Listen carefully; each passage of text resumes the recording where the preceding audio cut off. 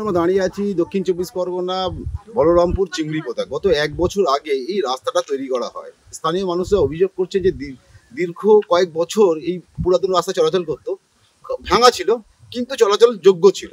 কিন্তু নতুনভাবে রাস্তা সম্প্রসারণের কাজ হলো, কিন্তু নিম্নমানের মাল দেওয়াতে 1 বছরের মধ্যে রাস্তার পিচ উঠে গেছে। আমার ক্যামেরা পার্সনকে দেখাতে বলবো, এইটা হচ্ছে রাস্তা।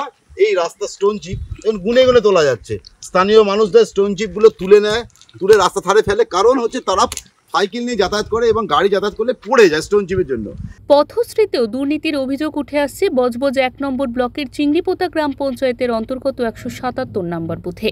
চিংড়িপোতার সিপাইপাড়া অটো স্ট্যান্ড থেকে আশাগাছিয়া সুদীর্ঘ রাস্তার বহু জায়গার করুণ ছবি।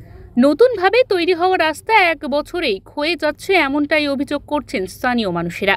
কতদিন আগে হয়েছিল? 1 বছর আগে। এখন রাস্তার অবস্থা কেমন? এখন রাস্তা এরম হয়ে গেছে, খোয়া উঠে যাচ্ছে, গাড্ডা হয়ে গেছে। ওইদিকে আরো তো খোয়া উঠে গেছে, ওইদিকে আরো অবস্থা খারাপ। আপনার এখানে স্থানীয় পঞ্চায়েত বা সদস্যকে জানিয়েছেন? সদস্যরা দেখছে, পঞ্চায়েত দেখছে, সব তো দেখছে। দেখতে তো পাচ্ছে, তার চোখ আছে, দুটো চোখ আছে তো, তাহলে আবার কি আছে? কাজে মানে গুণমান খারাপ হয়েছে মনে হচ্ছে।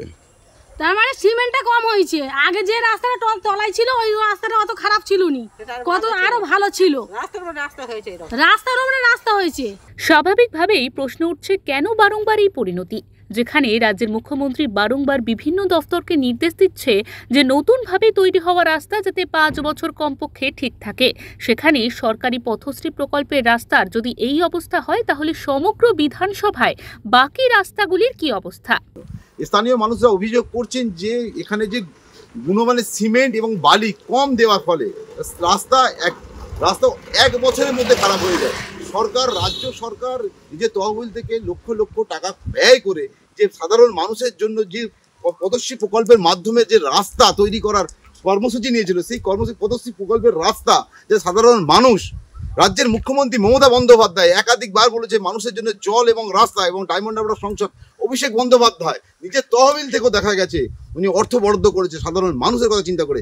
কিন্তু দেখুন, এখানকার স্থানীয় প্রশাসন কেউ এই দিকে দৃষ্টিপাত করেনি। এমনকি রাস্তা যে বেজাহাল অবস্থা, সাধারণ মানুষ ক্ষুব্ধ। দক্ষিণ চব্বিশ পরগনা চিংড়িপোতা থেকে সঞ্জয় মাঝি, ওঙ্কার বাংলা।